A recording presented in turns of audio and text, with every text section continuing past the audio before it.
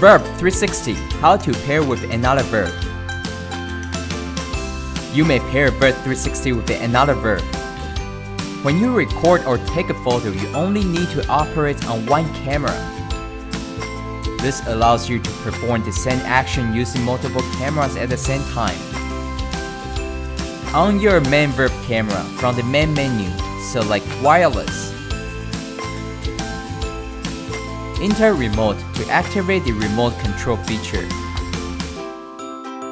After activating, Configure as main VIRB will appear on the screen. Proceed the same steps on the extending camera. Select Wireless. Enter Remote to activate the remote control feature. We're going to set this device as the extending camera. Press right button and press OK. The camera will start searching for main camera. Repeat the same pairing steps for other extending cameras. Once you connect all the cameras, you may start operating your main camera.